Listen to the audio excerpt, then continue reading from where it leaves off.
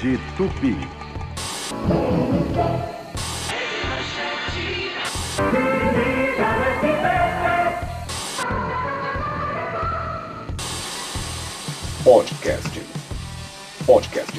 Podcast Made from TV. Muito bem, ladies and gentlemen, está começando o episódio piloto do Made from TV, o podcast que você não escuta no cinema, nem no cabo e nem na locadora. Eu sou Ricardo Prado, falando aqui de Matinhos, e comigo está Gabriel Medeiros, diretamente de Goiânia. Gabriel, dê a sua saudação aqui aos nossos ouvintes. Muito boa noite aí, seus pé de rato. É isso aí, esse foi Gabriel Medeiros, esse é o nosso Made from TV, que vai trazer para você, uma vez por mês, uma conversa sobre a televisão e sua história. É uma conversa mesmo, é um bate-papo, a gente vai aqui relembrar as histórias, puxar o que a gente tem da memória, de repente trazer alguma informação, mas o foco é realmente bater papo. E nesse episódio piloto, o tema vai ser a Rede OM Brasil e você, amigos por um ano. Vamos falar sobre essa rede de televisão que em pouco tempo no ar colecionou polêmicas, lideranças no Ibope e cheques fantasmas. No episódio de hoje... Rede OM Brasil e você, amigos. Por um ano. E eu queria começar aqui com você, Gabriel, perguntando aí pra você qual que é a sua primeira lembrança, assim, a primeira de todas aí da Rede OM. Qual foi o teu primeiro contato com a Rede OM Brasil? Primeiro eu gostaria de agradecer aí a introdução e a lembrança do Amigos por um ano, né? Porque era para ser amigos, acho que era amigos para sempre, um negócio assim, não era? Era isso mesmo. Tipo, o para sempre durou um ano, né? Que é o que eu e o Ricardo comentamos, 92, o ano mais estranho da história da humanidade. Só perde para 2020. O ano mais bizarro do universo. Exatamente. Sem ter o coronavírus. Isso, sem contar o coronavírus, né? Uhum. A primeira lembrança que eu tenho, cara, foi uma lembrança já bem depois, porque eu sou nascido em 92, então eu não peguei esse detalhe todo em vida, né? Tipo, mas eu acho que foi em 2005 quando eu vi uma chamada em preto e branco do programa Cadeia Nacional, do programa do Alborguete. Eu não sei se você já viu essa chamada, Ricardo, que ele fala assim: se você acredita na força do mal, Alborguete é um demônio. Não, eu lembro que esse era um dos vídeos que tinha naquele computador que eu comprei do meu primo, que tava cheio de vídeos do Alborguete em WMA. Eu contei pra você essa história já. Aqueles vídeos preto e branco, né? Aham, estavam tudo em WMV. Esse foi o meu primeiro contato, porque eu tinha visto alguns vídeos dele, mas até aí eu não sabia em que canal que passava. E aí do nada tava lá, na Rede OM, Brasil e tal. Aí eu falei, caralho, que canal é esse, mano? Aí eu fui pesquisar, porque eu tinha visto o Alborguete quando criança, em 2000, eu tinha 8 anos, pela TV Gazeta na parabólica da Texat, né, pela Texat. A boa e velha Texat. A boa e velha Texat, que faliu e não foram nem lá em casa buscar os aparelhos, a gente teve que jogar o aparelho fora. Que beleza. Aí eu me lembro, mas aí era CNT Gazeta, e pra mim não era o mesmo canal. Aí depois é que eu fui descobrir que a Rede OM foi vendida, vendida não, né? Teve uma mudança estrutural e virou a CNT, mas eu não sabia os porquês. Inclusive você falou dessa chamada aí do Alborguete, né? Que é o cara falando: agora, se você acredita mais na força do mal, Alborguete é o demônio. Sabe quem que tava fazendo a locução dessa chamada? Quem? Celso Arão. O mesmo Celso Arão. Essa chamada é do Celso Arão? É porque ele tinha lá um cargo lá na diretoria, lá na produção, diretoria de produção lá da OM, tanto até que Se eu não me engano, ele era diretor de produção de conteúdo. Tanto aquela bronca que o Alborguete deu lá por causa do Orquídea Selvagem lá no Celso Arão, foi porque ele selecionava os filmes e tudo mais. Só que ele, como ele tinha um passado como locutor também, resolveram colocar ele também para fazer as chamadas, né? A locução das chamadas. Né? Se eu não me engano, o Celso Arão era um cara muito famoso em Assis Chateaubriand. Ele era um locutor de rádio muito famoso de Assis Chateaubriand. Uhum. E daí ele acumulava essa função na OM, além de ser o diretor aí dessa área que você citou, ele também era o locutor de algumas chamadas do canal. E, bom, já que a gente tá falando aqui sobre o primeiro contato, o meu primeiro contato com a OM, não com a OM Brasil, mas com a OM, foi na época em que ela ainda era afiliada da Record. Foi em 91, eu tinha chegado em Curitiba, eu tava na casa da minha avó, e daí a televisão tava lá na Record ligada, e era o horário da tarde, assim, a hora do almoço, e de repente começou quem? Programa Cadeia, né? O programa só do pode ser, né? Pois é, e eu assim... Meio-dia e 45 horário. Era bem nesse horário mesmo, e assim, eu assisti o programa, eu tinha o quê? 5 anos na época, porque era 91, né? E assim, eu já achei graça, porque eu achei louco, porque eu desconhecia esse conceito de programa policial, né? Eu achei que era um jornal, assim. Só que de repente eu vi um sujeito meio calvo, de óculos, batendo o cacete na mesa e começando a gritar que nem um louco. Já ali nos seus quase 50 anos, com dente podre, o escambau. Pois é. Tanto que eu me lembro que nesse dia até a minha avó, né, que era a casa dela, ela meio que ela queria trocar de canal na hora, porque, esse cara aí bobo, fica falando de crime, não sei o quê, e no fim ela acabou não... No fim das contas, ela acabou não mudando de canal, assisti aquele programa inteiro aquele dia, e a minha avó, com o tempo, ela acabou virando fã do Alborguete. É verdade isso? Ela não gostava e acabou virando fã? No começo ela não gostava, daí assim, eu me lembro que com 10 anos de idade, ela gostava, mas ela não sabia, por exemplo, que ele tinha saído da CNT e ido pra Record. Ele estava na Rede Independência. Na Rede Independência, que era afiliada da Record na época. Eu me lembro uma vez, com 10 anos de idade, a minha avó assim, bota lá no Cadeia. Daí, lógico, eu botei no Cadeia o programa da CNT, né? E aí, quando ela viu, ela não conhecia o Ratinho na época, quando ela viu um cara bigodudo apresentando, ela falou, não, porra, esse não é o Cadeia, bota em sério, não sei o que. Eu falei, não, a senhora tá atrás do Alborguete, ele não tá mais fazendo o programa. Aí botaram esse outro no lugar, ela não conhecia o Ratinho na época. Então, isso é por volta de 95, né, por aí. Esse já foi em 96, ele já tava já 1 ano, ou 2 quase, né, indo para completar 2 anos lá na Independência. Eles renomearam o programa, né, que o programa Cadeia depois virou 190 Urgente. Virou 190 Urgente, que daí é aquela fase que virou daí nacional, né. Isso, que a Gazeta pegou, né. Sim. Que daí depois quando saiu o Ratinho, entrou o fã do Vinícius, o ídolo do Vinícius, né? O Wagner Montes, né?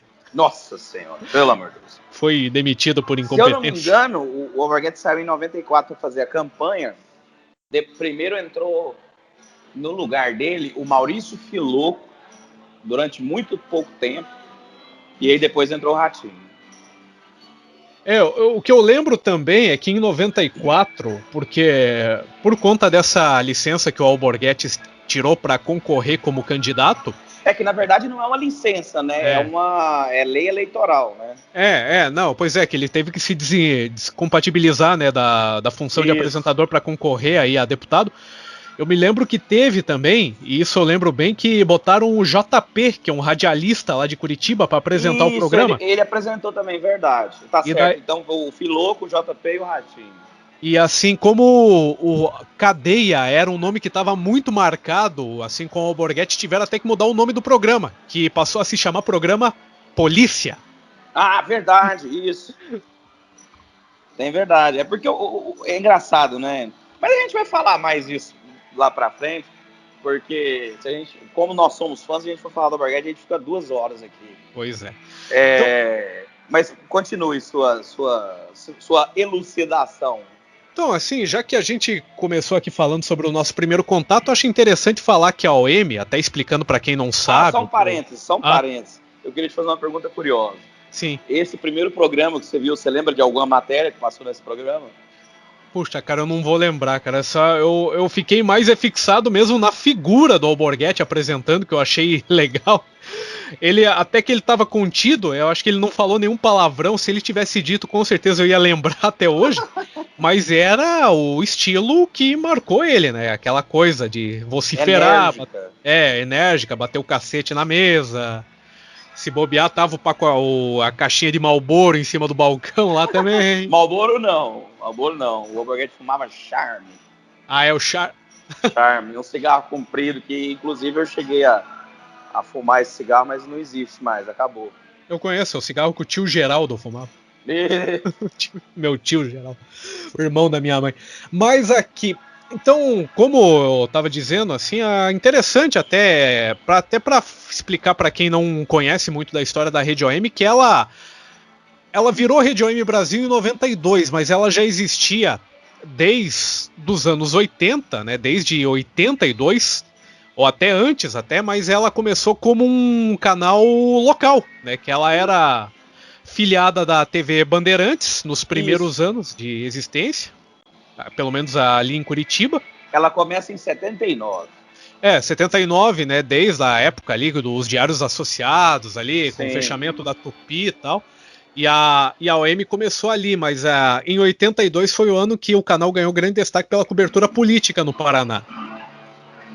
Principalmente relacionada às eleições municipais, né?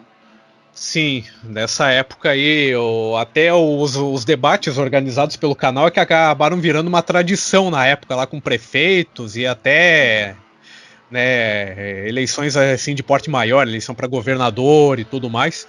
Né, até tem uma passagem do Martinez que ele diz, né, que ele sempre fez questão de ressaltar o orgulho que sentia em promover os debates, né, na Rede OM. Porque, na verdade, no Brasil, nesse período aí, de 79, onde se cria o canal, até 82, que ele toma uma proporção um pouco maior, só existiam 2 canais no Brasil. Não, 2 canais não, perdão.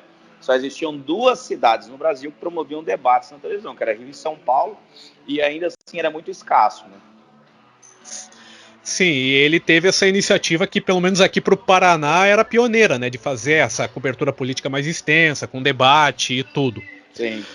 Aí foi indo, né, a OM como parceira, como filiada da Bandeirantes até até o final ali da década de 80, início dos anos 90, quando o canal resolveu trocar a Bandeirantes pela Record, que a Record estava começando com aquele projeto ali de se tornar uma emissora nacional, né, por conta da compra pelo Bispo Edir Macedo.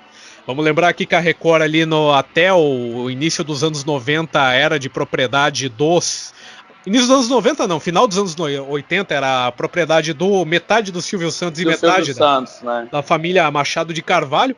E entrou depois o Edir Macedo, tanto é que esse logo da Record, que é esse que a gente conhece hoje, ele começou com o Edir Macedo, que antes o logotipo da Record era outro, bem diferente. Era um arco-íris, né? Sim, era um arco-íris, depois era um losango, e até virar isso aí que tem hoje em dia, que parece uma cebola, né? Que hoje em dia o logo da Record parece meio que uma cebola meio descascada. Como diria o goiano, parece uma cibola. Uma cibola. Foi ali que começou em final dos anos 90, final dos anos 80, quando o Edir Macedo comprou a Record, né? Comprou aí do Silvio Santos. Na realidade, 2 fatos interessantes. As pessoas às vezes não conhecem, não sabem. O Silvio Santos comprou metade da Record antes de ter o SBT. Na época TVS, ele comprou em 76, se eu não me engano, a metade da Record. E a outra metade pertencia à família Machado de Carvalho. Mais especificamente ao Paulinho Machado de Carvalho. Né?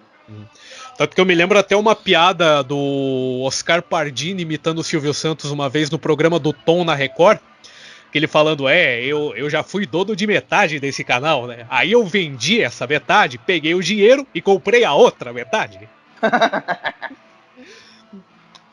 E porque tinha isso, né? Tanto até por conta do Silvio Santos ser dono aí de metade da Record, é que teve aí essa cobertura conjunta, por exemplo, da Copa de 86, né? Que era uma integração de equipes, a transmissão para a Record e para o SBT era a mesma, né? Com os mesmos narradores, mesmos comentaristas e tudo. É o que a geração mais nova não conhece, eu peguei isso, o Ricardo pegou isso, etc. O que a gente chamava de fazer um pool na época, que era o pool da Copa do Mundo, né? Todas as emissoras se juntavam e etc e tal. Especificamente nesse caso aí do SBT com a Record, eles até tinham um nome que era Unidos Venceremos. E daí uma Copa de merda daquela também, né, meu? Aí era o Silvio Luiz, que era o narrador na época da Record, ele acabou sendo o principal narrador aí desse pool SBT Record durante as transmissões. Nessa época que tinha o Juarez, né? O Juarez Soares. O Juarez Soares também, China. O Juca Kfouri. Isso. Carlos Valadares, que inclusive seria...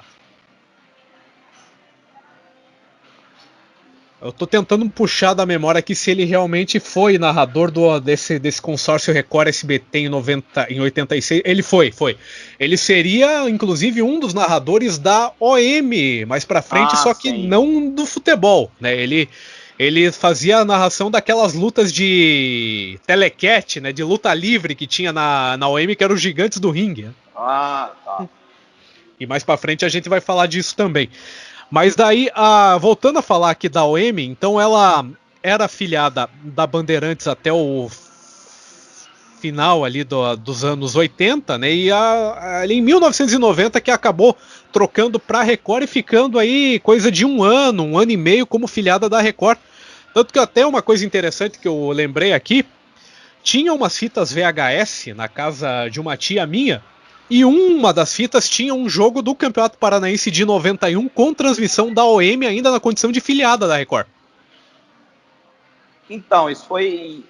Se eu não me engano, a parceria da OM com a Record começou em 89, se eu não estou enganando. Posso estar errado.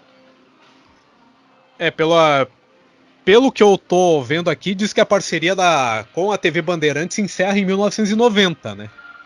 Não, então tá certo. Peraí, 89, eu acho que foi o ano que o Edir comprou a Record. Isso, foi esse ano mesmo. Isso. Aí em 90 para 91 eles fazem a parceria. Durou, igual você falou, 2 anos só. Coisa de 2 anos, né? Eu lembro até que esse jogo que tinha pelo Campeonato Paranaense, quando entrou o intervalo, eu não entendi na época, depois é que eu fui ver, é que começou a entrar umas chamadas da Record, inclusive prometendo até naquele mesmo dia que teve esse jogo do Campeonato Paranaense, que era Atlético e 9 de julho de Cornélio Procópio. Nossa Senhora! No intervalo eles anunciaram que naquele mesmo dia ia ter a transmissão de um jogo do Mundial Sub-17, que a Record estava mostrando com exclusividade assim, pra TV aqui no Brasil. Que exclusividade, hein? Que era Brasil. O cara não vai perder um jogo desse por nada na vida. Pois é. Melhor que isso, só morrer queimado. Pois é, né? Eles tinham que valorizar o produto que tinha, né? Que era a única coisa que eles tinham pra mostrar. E daí era um jogo do Brasil, inclusive, só que a fita não gravou, gravou o jogo do Campeonato Paranaense. Eu fiquei puto da cara por causa disso. Há um detalhe que eu gostaria de deixar importante aqui, é o seguinte, que as pessoas não sabem. Em 90, o Martinez, né, José Carlos Martinez, dono da rede OM, era muito forte politicamente e já tinha os planos de transformar a rede OM num canal único, num canal de televisão sem parceria, um canal nacional. E o Roberto Requião, que sempre odiou o Martinez e era contra esse tipo de coisa, porque ele achava que o Martinez ser político e ser dono de um canal de televisão era inaceitável. Em 90, na eleição de 90, para governador, onde eram Martinez, Requião e, se não me engano, Álvaro Dias, o Requião cria uma história chamada a História do Ferreirinha, aonde o Requião inventou uma história que nunca foi provada, de que o Martinez mandava matar pessoas, adversários políticos ou pessoas que eram adversários em geral, e mandava enterrar em Assis Chateaubriand. Isso é uma história que aconteceu mesmo no Paraná, e um dos motivos desse ódio do Requião contra o Martinez na campanha para governador de 90 era o fato do Martinez ter esse poder com a OM e querer transformar ela maior ainda. Então era, na realidade, uma vendetta política. Inclusive, eu até tiro o sarro, né, por causa do nome dele, que é Ferreirinha, que tem o Ferreirinha do Grêmio aí, que eu brinco com o Vinícius, né, que é o jogador com o nome de matador de aluguel. Inclusive, o marqueteiro político do Requião na época é o Fábio Campana, né, que é um jornalista conhecido aqui do Paraná. Ele conta abertamente essa história, ele fala que ajudou realmente a criar a história, o boato aí sobre o Ferreirinha. Ele diz que hoje em dia ele não faria isso, tal, mas ele fala abertamente sobre a criação desse boato. E era uma coisa assim tão absurda que, se você for verificar os fatos, o Ferreirinha matou tal pessoa no ano de 1900 e tanto. Pela biografia fake que criaram desse Ferreirinha, nesse ano 1900 e tanto, ele era para ter 5 anos de idade. Sim, e tinha esses gaps, né, de tempo, na linha do tempo da história. E é muito curioso, né, porque o Fábio Campana é um cara que era marqueteiro do Requião e anos depois se tornou oposição, né, do Requião. Então, assim, é curioso saber como ele ajudou a criar esse boato, um boato infundado, uma mentira deslavada, e que, inclusive, fez, né, o Martinez perder a eleição. E se o Martinez tivesse ganhado a eleição para governador em 90, a Rede OM teria sido bem maior. Sim. Tanto é que as pesquisas assim de véspera de votação colocavam o Martinez como vencedor, e no fim o Requião, né, acabou dando uma arrancada nas urnas ali e conseguiu ser eleito governador. Eu não queria entrar em política, mas eu vou só deixar um comentário. Isso mostra muito o caráter do Requião. Aí depois o Martinez, ele como não conseguiu vencer essa eleição aí para governador, é que ele acabou focando mesmo na Rede OM. Tanto é que nunca mais saiu o candidato. Nunca mais saiu candidato e se concentrou realmente nesse projeto de transformar o canal na primeira rede de televisão de abrangência nacional fora do eixo Rio-São Paulo. Apesar de que era nacional naquelas, né? Porque em muitos lugares, por exemplo, lá no Rio Grande do Sul não pegava OM. Porque assim, era um projeto, né, que eu acho que ia demorar bastante tempo para engrenar. Sim. Eles começaram fazendo aos poucos. Primeiro eles focaram na transmissão nacional por parabólica para o Rio, para São Paulo. Depois teve alguns outros estados que foram focalizados. Pernambuco, Roraima. Aqui em Goiás pegou uma época, inclusive, tal, né? Meu pai conta isso. Mas não foi para o Brasil inteiro, porque, igual a gente falou no começo, o canal durou 1 ano só. Então, se tivesse durado mais tempo, teria tido mais expansão ainda. Tanto que o começo da Rede OM como emissora nacional era tudo meio a moda caralha, né? Uma coisa que eu mesmo pequeno reparava, que era um amadorismo. Uma bagunça. Uma bagunça, questão até de caracteres, assim, o GC na tela, você vê que era uma coisa bem de TV local mesmo, e que dormiu na segunda-feira como TV local e acordou na terça como TV nacional, sabe? Sim, e os caras não tinham a estrutura suficiente para, por exemplo, colocar uma TV dessa no ar de um mês para o outro, vamos dizer assim. Mas ainda e isso era pior no programa do Overhead, porque que a gente falou mais cedo, porque eu tenho certeza, eu, Gabriel, que os caras faziam para sacanear com ele, entendeu? Então o negócio já era ruim, aí os caras pegavam no pé dele, sabe? Sim. Mas de qualquer jeito, no começo, apesar desse amadorismo e dessa falta de preparação, digamos assim, dessa falta de mentalidade de uma TV nacional, pelo menos no começo do canal, grana era o que não faltava, né?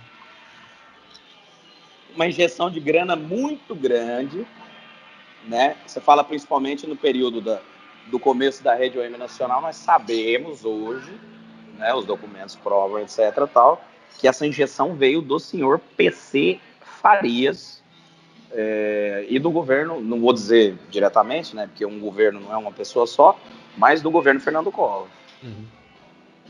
Pois é, e por conta dessa, perdoe meu trocadilho, gasolina enviada pelo nosso amigo Paulinho Gasolina, né, que era o Paulinho Gasolina, apelido, né, do PC Farias. E o seu morcego negro do Satanás. O morcego negro, que era o aviãozão dele.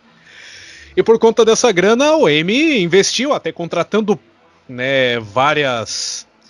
Não digo contratando, a OM investiu em programação, principalmente nesse lance de querer comprar novela estrangeira, porque era a ideia da Rede OM no começo era se consolidar como o terceiro canal, né, tentando aí superar a Bandeirantes, fazendo uma mescla de uma programação mais de qualidade, assim, para bater de frente com a Globo, juntando com uma coisa mais popular para enfrentar o SBT.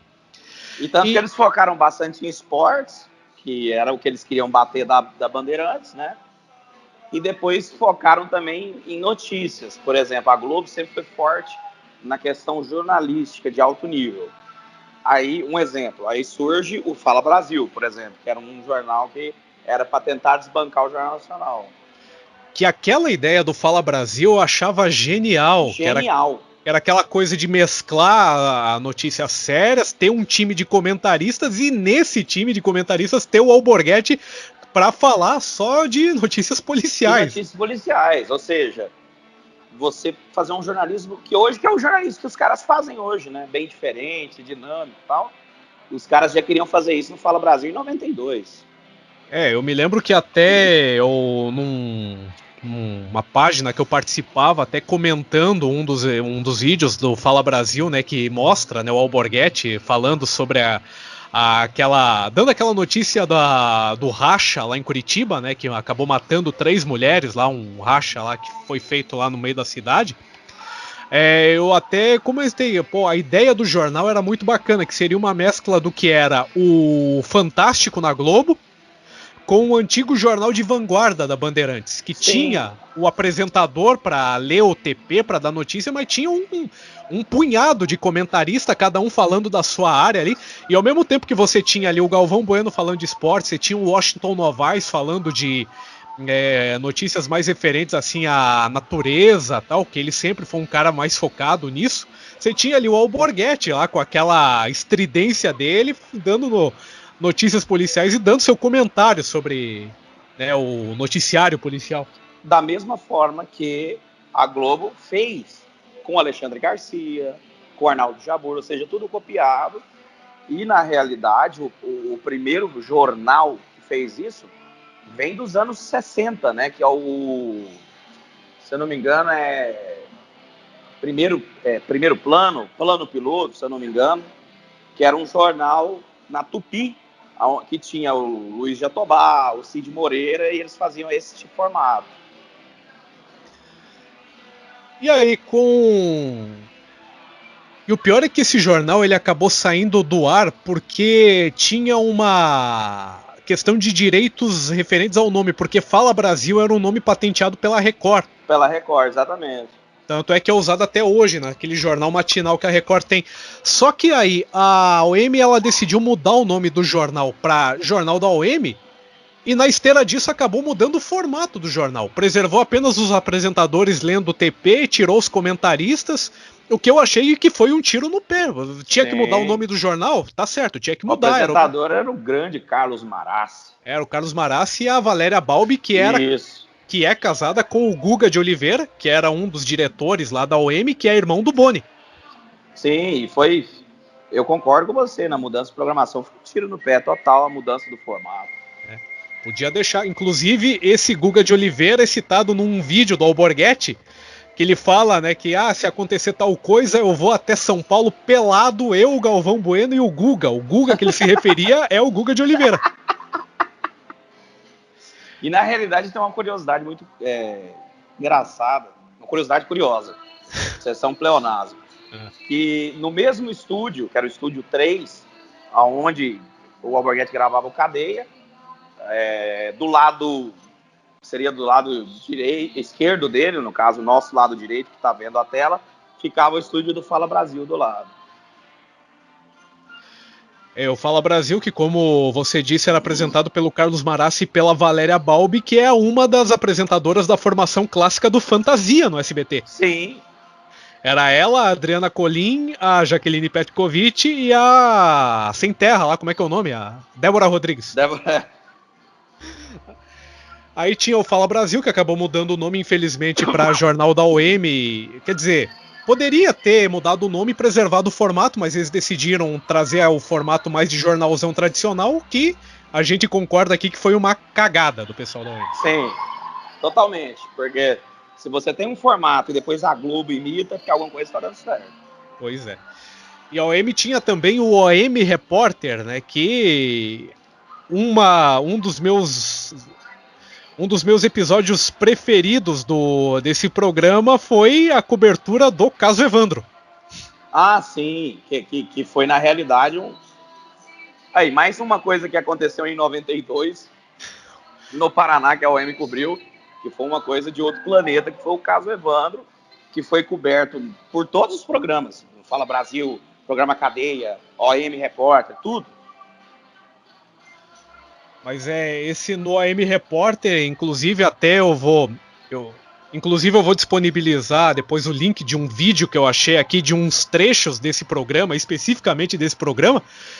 E cara, era um negócio assim, que é aquilo que é pra criança assistir e ficar 3 semanas sem dormir depois, porque os caras fizeram os grafismos, os desenhos ali, que eles relembraram outros casos também, né? Pra quem não sabe, o Evandro Caetano é uma criança aí que teria, né, morrido num sacrifício, num ritual de magia negra. Satânico. Exatamente. E eles relembraram aí outras histórias desse gênero, né, com uma reconstituição feita assim por desenho. Eles contrataram um cartunista para fazer assim os desenhos e colocaram uma música de filme de terror no fundo enquanto contavam, né?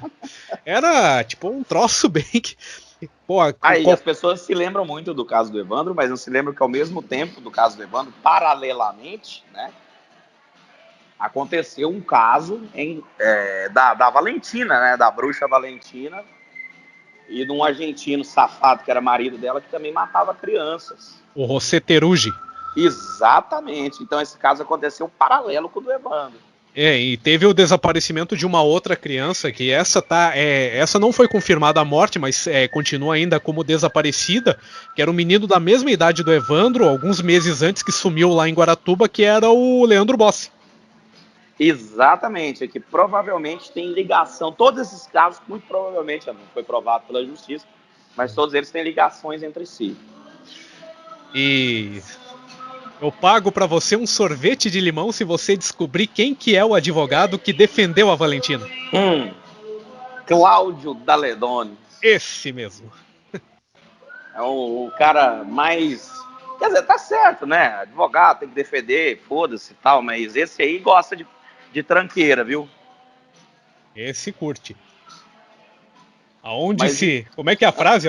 Aonde se tem um De Lázari, onde se tem um Daledoni, não se cria um De Lázari. De Lázari, que é o ex-secretário de Segurança Pública aí na gestão Roberto Requião, que acabou tomando uns cola-brinco do Daledoni uma vez no aeroporto. Tomou um cacete lá. Aliás, voltando a falar sobre esse OM... não, pode falar, que depois eu conecto com isso aí. É que é só para completar, né, que esse OM Repórter aí que falou do caso Evandro, né, citou outros casos, né, inclusive citou um caso que aconteceu em 92 ali na região metropolitana de Goiânia.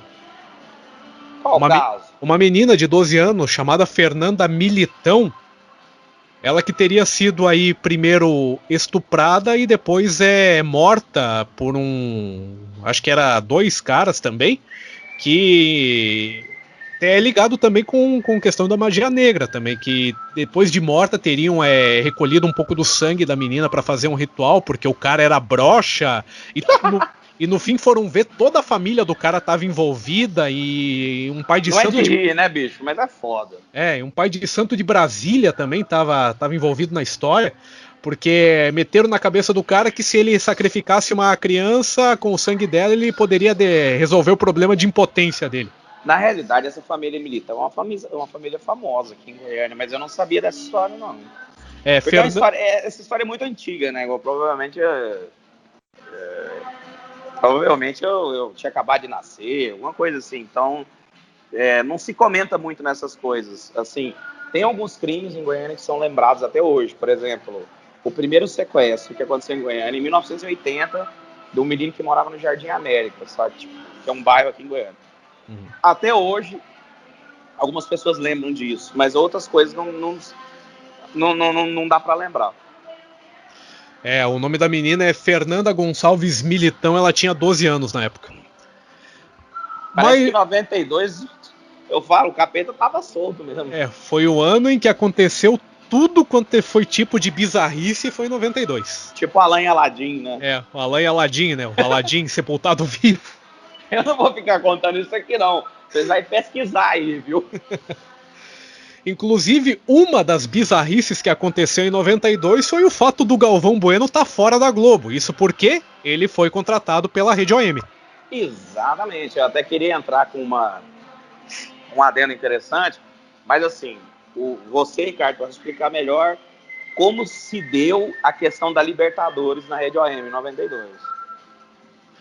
Pois é, em 92 a OM decidiu comprar os direitos de transmissão da Libertadores, que era um torneio assim meio que relegado a segundo plano aqui no Brasil, né? Ainda tinha aquela coisa de que era uma competição viciada, que só ganhava Argentina e Uruguai porque nego entrava em campo dopado mesmo, o brasileiro não dava muita bola. Era meio bagunçado. Né? Era meio bagunçado, era uma fase até bem... Hoje em dia é inimaginável pensar isso, mas era uma época em que time aqui do Brasil dava muito mais importância para o campeonato estadual do que para a Libertadores.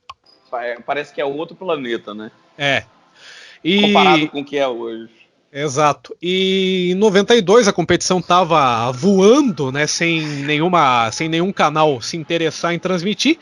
E o Galvão Bueno, até pelo fato dele ter sido contratado pela OM, né, por conta da saída dele da Globo ali, dizem que foi isso que eu ia explicar depois pro público.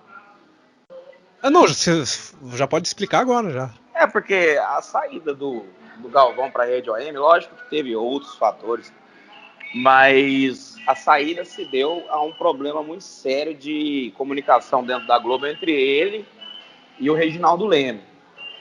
Porque no final de 89, bem antes da Rede OM, começou a se ter atrito entre o Galvão e o Reginaldo, porque o Galvão era amigo pessoal do Ayrton Senna e o Ayrton se sentia relegado, achava que o Reginaldo Leme dava mais preferência para o Nelson Piquet em entrevistas, em depoimentos, do que para o Ayrton como piloto. E o Ayrton queria ter muito esse respeito do Reginaldo. Que, na verdade, anos depois, o Reginaldo falou que não tinha nada disso. Assim, o Ayrton se sentiu assim, mas ele nunca teve preferência por nenhum piloto brasileiro. Então, o Galvão teve, no final de 91, um problema entre ele e o Reginaldo e resolveu sair.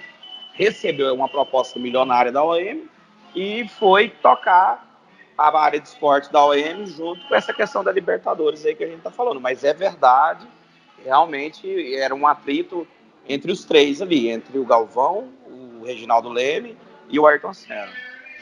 E o Galvão, ele dessa saída para a Globo, teve também muito perto de assinar com a Manchete, mas isso seria uma coisa que só ia se confirmar se o Ayrton trocasse a Fórmula 1 pela Fórmula Indy.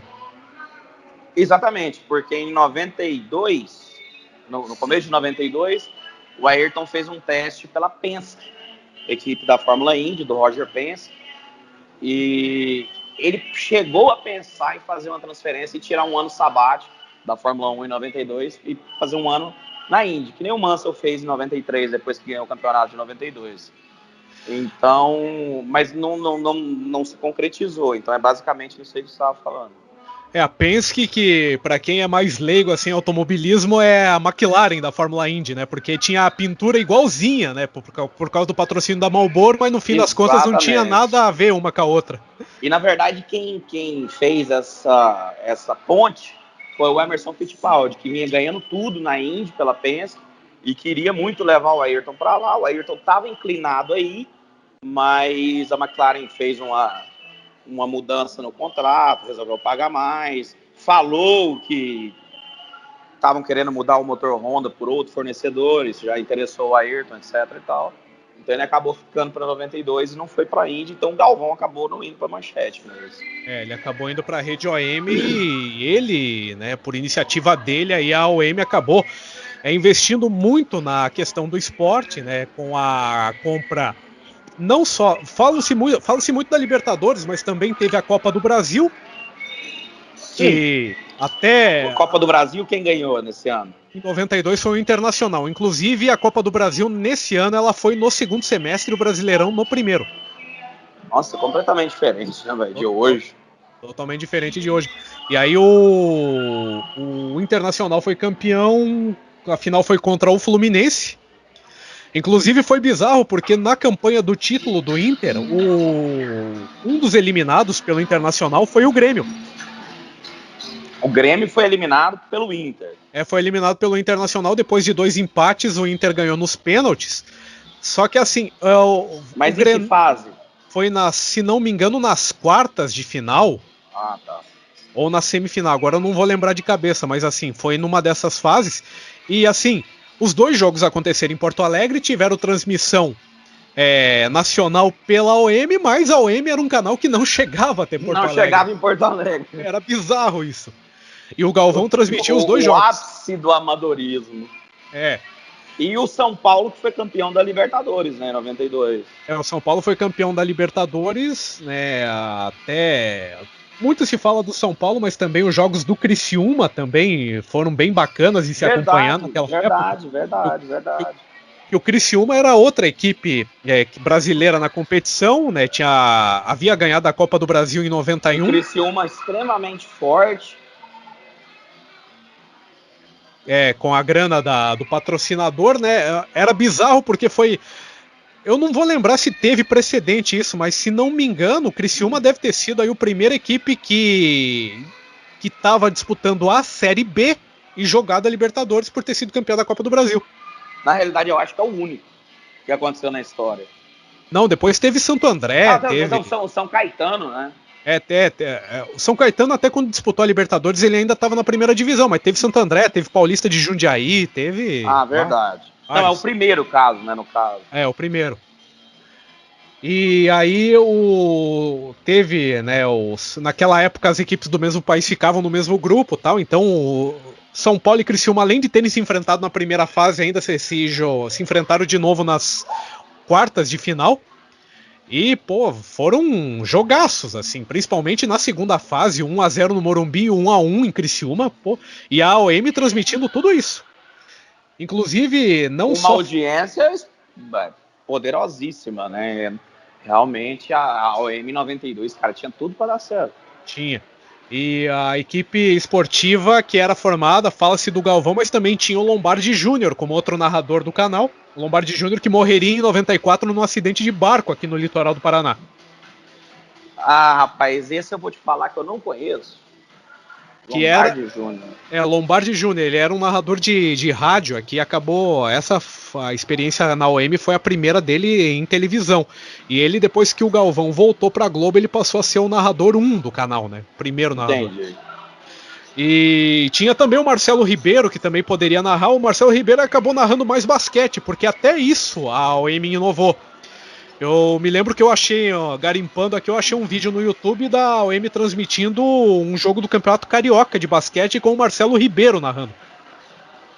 Eu não sabia, realmente eu achei que o foco da OM tinha sido o futebol. Eu não sabia que o basquete tinha sido tão forte. Até por conta dessa influência do Galvão Bueno, né, dele gostar também de outros esportes, que daí veio. Inclusive, ele quis implantar um programa que seria como se fosse o que era o show de esportes na Bandeirantes. Ele queria fazer uma coisa parecida na OM. Entendi. Que era o multi-esporte, né? O show de esportes era o que o Luciano fazia, né? O Luciano do Vale. É isso, que ele fazia na Bandeirantes. Daí o Galvão, ele queria implantar um multi-esporte, que também seria um programa, seria a versão esportiva do Fala Brasil. Ia ser um programa assim dividido em vários segmentos, um só para falar de futebol, outro só para falar de automobilismo. Inclusive nessa época, né, a OM começou a transmitir vários compactos daquelas categorias europeias de turismo, também NASCAR também. Eles botaram... Sim, desculpa te interromper, teve os compactos da NASCAR, da BTCC, que era o campeonato de turismo britânico, e os compactos também, se eu não estou enganado, da DTCC, que é o campeonato... Não, da DTM, que é o campeonato alemão de turismo. Que era o Edgar de Melo Filho que narrava. Isso, exatamente. Aliás, se você for pensar ali, grandes narradores acabaram passando pela OM, não necessariamente para fazer futebol, ou não necessariamente para narrar. Por exemplo, tinha ali o Carlos Valadares, que eu já tinha citado, que ele teve uma passagem pela OM, mas ele só narrou luta livre no canal. Ou seja, o cara ficou focado numa coisa só.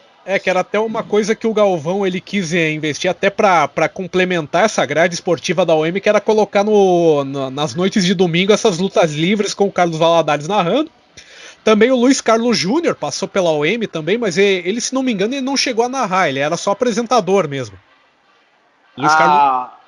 Diga. Luiz Carlos Júnior é esse que tá no Sport TV hoje em dia. Sim, sim. Aí o Edgar de Melo Filho só para fazer automobilismo, o Marcelo Ribeiro fazendo basquete, enfim, vários que acabaram passando aí pela OM. Também teve um grande programa da Rede OM, que nós não poderíamos deixar de lembrar aqui, que era o OM Debate. O OM Debate, que era com o Mauro Baruch. Com o Mauro Baruch, a maior baixaria da história da humanidade, esse programa, mas é porque tinha plateia, né, tinha auditório, então o auditório se metia no meio e tal. E um grande exemplo do OM Debate com o grandioso Mauro Baruch era o OM Debate do Henrique Cristo, né? Que, na verdade, aconteceu 2 vezes, foram 2 debates, e nos 2 a baixaria foi assim, alto nível. Você que se lembra, ele já era Henrique Cristo ou ainda era Yuri de Nostradamus? Ele já era Henrique Cristo, mas a igreja Saust ainda estava só em Curitiba, ficava no alto do Boqueirão. Aliás, até tem uma história bizarra aí sobre o Henrique Cristo, né? Que a minha madrasta, uma vez, ela comprou o livro do Henrique Cristo para dar de presente para uma tia minha, só que ela não imaginava que era o Henrique Cristo, ela achava que aquele Jesus que aparecia na foto era o Jesus de verdade. Depois é que a gente teve que explicar para ela e ela acabou devolvendo o livro para a mulher. Porra, foi um rolo. É um rolo do caralho. Uhum. O Henrique Cristo foi um grande personagem desse período da OM, porque a igreja dele, a Saust, né? Sei lá como é que fala esse caralho aí. Ela cresceu bastante no ano de 92. E o Ratinho sempre dava muita oportunidade, o Alborguete mandava entrevistar, e o Alborguete queria muito descer o pau nele, porque não acreditava nele, achava ele um puta de um vagabundo do caralho. Charlatão. Mas o Ratinho, um charlatão, mas o Ratinho achava engraçado, assim, achava um curioso. Então o Ratinho tratava ele com um pouquinho mais de respeito, então ele sempre gostava de ser entrevistado pelo Ratinho, etc e tal. Então, mais um personagem do xadrez da Rede OM. Porque, como eu disse, né, a Rede OM ela queria mesclar uma programação mais de qualidade com uma coisa mais popularesca, e nisso é que acabava entrando, né, esses programas. Aí também tinha vários programas, tinha programa da Cidinha Araújo também. Nossa! Cidinha Campos, na verdade. Cidinha né? Campos, cara. Se eu não me engano, era deputada no Rio de Janeiro. Uhum. Ela queria fazer uma coisa assim, meio Silvia Popovic, assim, dentro da OM. Depois que a OM acabou, teve o programa do Clodovil também na CNT, porque foi logo depois, tal. Sim, o Clodovil em Noite de Gala. Exatamente. Que acabou marcando, inclusive, a troca de nome, né? Porque um dos primeiros programas ali que marcou a mudança do canal ali de OM para CNT foi esse Clodovil em Noite de Gala na Ópera de Arame. A estreia do programa do Clodovil coincidiu com a estreia do novo nome. Sim. Porque a OM, como eu tava dizendo, né, esse lance aí de ser um canal, né, de mesclar programação mais de qualidade com mais popular, também acabou investindo bastante em entretenimento e também novelas, né? Inclusive tem até uns rolos referentes às novelas que a OM decidiu mostrar, que era a novela estrangeira, assim como a SBT comprava muita novela mexicana, a OM também queria participar desse bolo, né? E ela acabou comprando aí 3 novelas que acabaram não podendo passar aqui no Brasil. Uma era a versão, se não me engano, argentina de Irmãos Coragem. Puta que eu pariu. Que não podia passar porque uma bronca lá envolvendo a Janete Claire, lá com exclusividade com a Globo e tal, e daí acabou não podendo exibir essa novela. E outras 2 novelas que são O Magnata, que é uma novela, se não me engano, mexicana, mas feita nos Estados Unidos, e uma outra novela que deve ser, penso eu que é argentina, mas também foi gasto uma puta grana nessa novela, que era Manuela. Só que as 2 particularidades dessas 2 novelas, que apesar de elas serem estrangeiras, assim como a versão argentina da Irmãos Coragem, que era escrita pela Janete Claire, essas 2 novelas eram escritas pelo Manuel Carlos. Ô, louco! E não puderam passar no Brasil exatamente por causa brincando. disso. É isso aí, foi escrito pelo Manuel Carlos, essas 2 novelas. Inclusive na chamada, né, se você for procurar no YouTube, você vai ver, né, o Celso Arão falando, né, Manuela, escrita por Manuel Carlos. Né? Ô, louco, eu não sabia disso não, bicho. Obviamente deu cagada nos direitos autorais. Deu cagada, essas 2 novelas não puderam passar aqui no Brasil exatamente por isso, né? Eu não sei se envolvia a Globo, não vou saber dizer agora se envolvia diretamente a Globo ou não, mas ou se era só uma coisa do Manuel Carlos, que ele tinha lá um contrato, um negócio lá que não podia passar a novela escrita por ele, que foi feita para fora do Brasil, não poderia passar aqui no país. Nossa, essa realmente aí, tá aí, ó, curiosidades do Ricardão. E tinha também uma outra novela que passava, que era Árvore Azul, que é o único vínculo que tinha com os brasileiros era o fato de que a Xuxa cantava o tema de abertura. Meu Deus. Só que em castelhano. Que bosta. Pois é. Eu tô sem reação, cara. Que coisa horrível. Era uma novela pra criança, assim, é que eles também queriam entrar nessa pegada de novela infantil, porque na época tava fazendo muito sucesso pelo SBT a Carrossel, né? E aí a OM, nessa questão de dramaturgia, tava tirando pra tudo quanto é lado, né? Era trazer novela estrangeira, novela que pra criança, enfim. Só que... Isso pra mim é um grande tiro no pé. A OM tinha uma equipe grande de esporte, jornalismo. Eu acho que ter investido em dramaturgia foi um grande tiro no pé. Não, inclusive eles cogitaram trazer o Walter Avancini, tirar o Walter Avancini da Globo pra dirigir um núcleo de dramaturgia no canal. Ixi Maria, meu. Que seria louco, né? Porque... Isso é muito dinheiro, né, bicho? Eles tinham, né? Pô, o Martinez na época tava limpando a bunda com grana. Com grana não, com cheque, né? Cheque fantasma, diga-se de passagem. Só que, justamente esse dinheiro, né, acabou comprovando-se depois da origem dele, né? Que teria sido, né, uma origem meio escusa aí dessa grana toda que o canal tinha. Exatamente, junto com os papéis que foram provados dos cheques fantasmas do PC Farias, tinha lá os cheques do Martinez, etc. e tal, e aí deu problema para eles. Uhum. E por conta disso é que acabou tendo essa mudança depois para a OM. Mas eu acho interessante, antes da gente chegar nessa parte da CNT, né, dessa mudança, lembrar aqui, né, de um episódio bem peculiar na história da OM, que foi o fato do filme Calígula não poder ter sido exibido, né? Exatamente, foi exibido só a primeira parte, né? Exato, né? A OM decidiu quebrar o filme em duas partes. A primeira foi ok, mas a segunda tá todo mundo lá esperando pra assistir, né? Todo mundo falando pra mãe, hoje eu vou ver TV no quarto, né? E no fim, por decisão do senhor juiz José Antônio de Andrade Martins, da 18ª Vara de Justiça Federal de São Paulo, os caras meteram um aviso na tela e o filme não passou.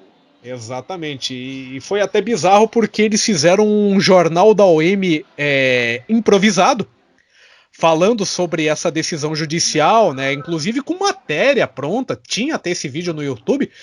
Só que o troço foi tão em cima da hora que o apresentador do jornal da OM na época, que era o César Júnior, ele entrou no ar e não tava nem de terno e gravata, ele tava com uma camisa social e um casaco por cima, tava bem...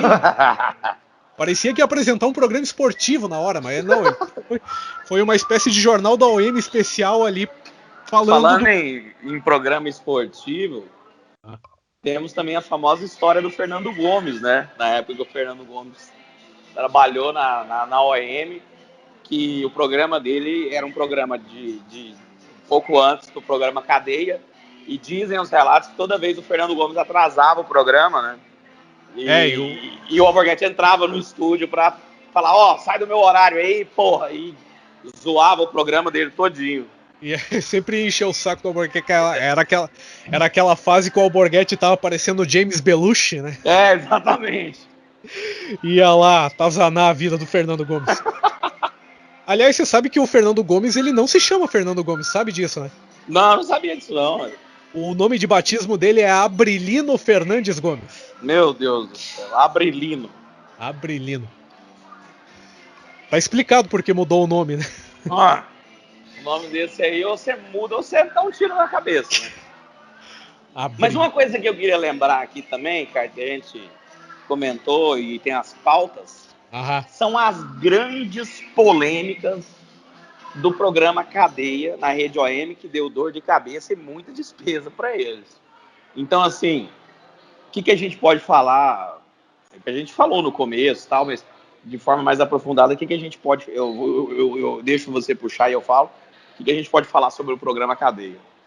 Bom, o que eu separei, e o que eu lembro até de memória das polêmicas na época, é que o Alborguete, ele comprou muita briga com gente graúda de São Paulo, né? A Erundina, o Fleury, o Quércia, né? Que ele chamava até de Quequé. O Fleury, que era o Fleu, né? Ô, Fleu! E a Erundina que é Herô, olha o cacete, Herô.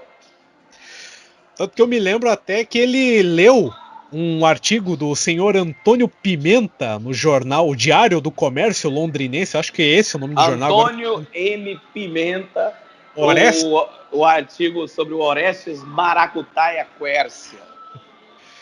Que ele fez o Animus Narrandi no ar. Na realidade,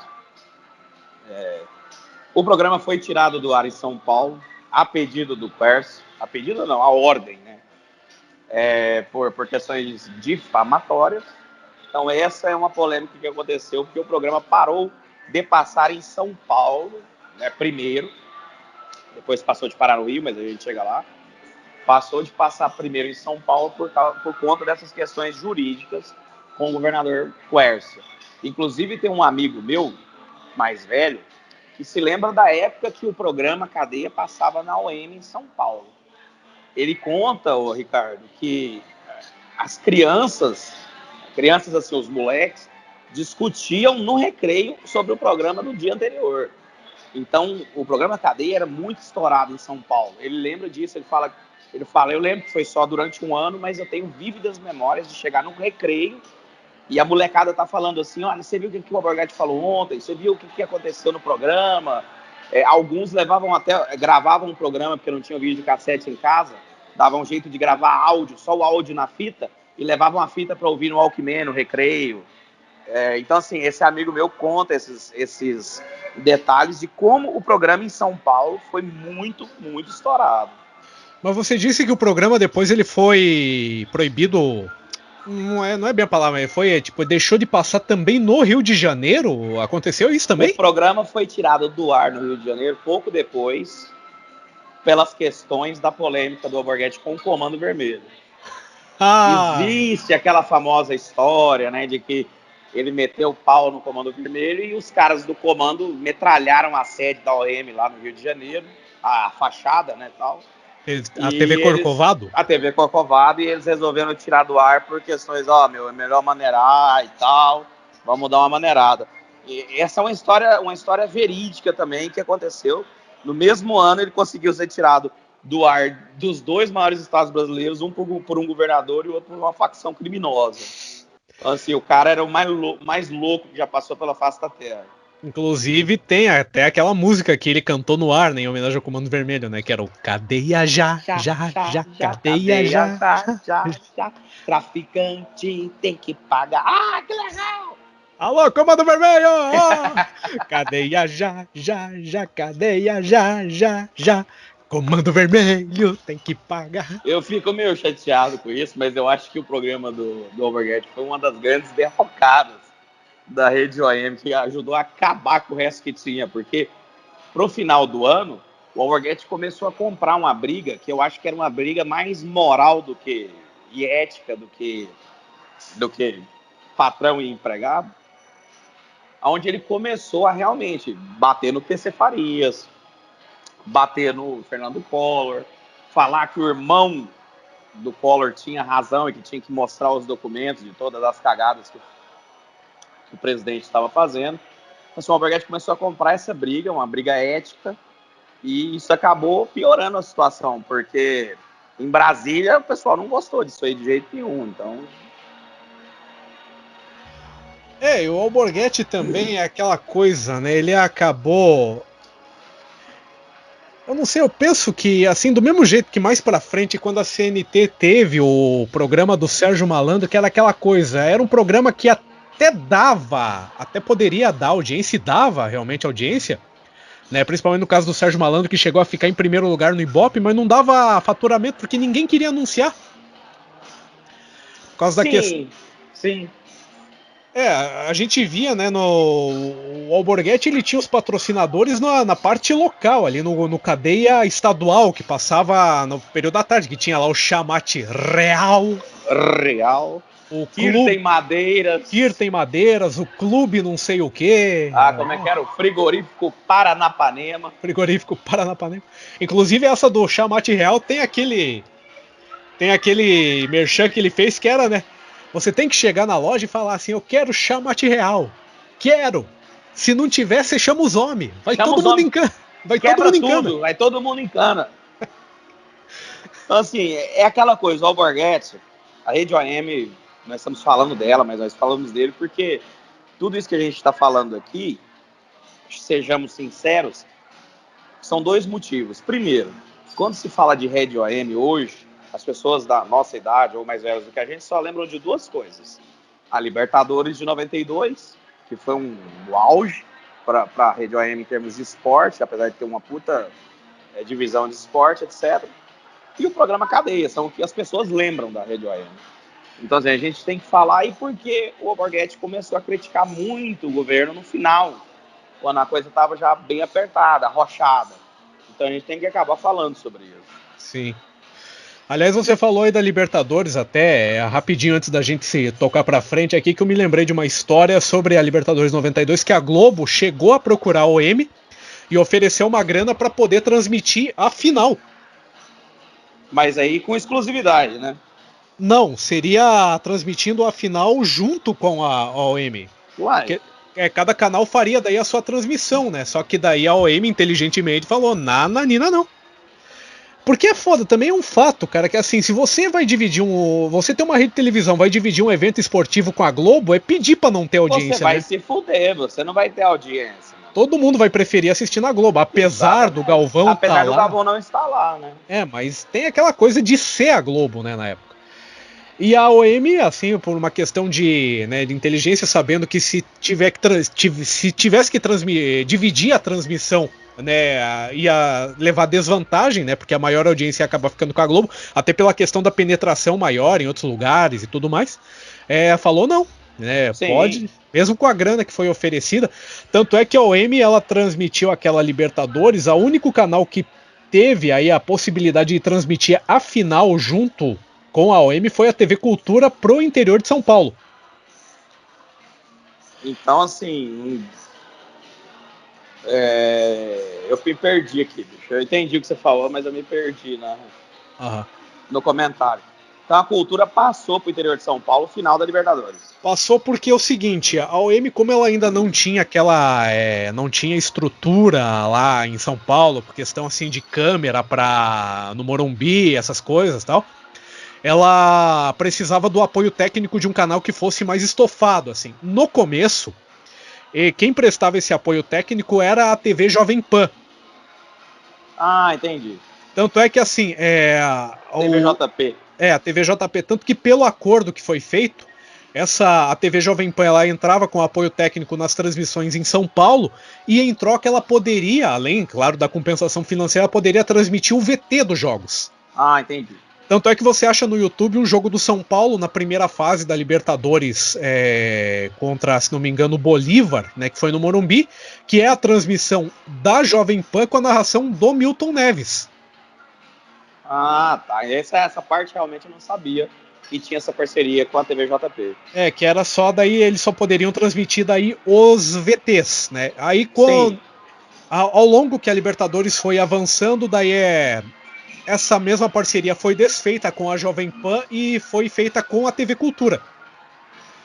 E aí, na final, a TV Cultura, ela, como a OM ainda não tinha aquela penetração no interior de São Paulo, ficou combinado que a Cultura ela poderia transmitir o jogo, a final, ao vivo, daí pro interior de São Paulo, daí era o Carlos Fernando narrando e o Trajano comentando. Ah, tá.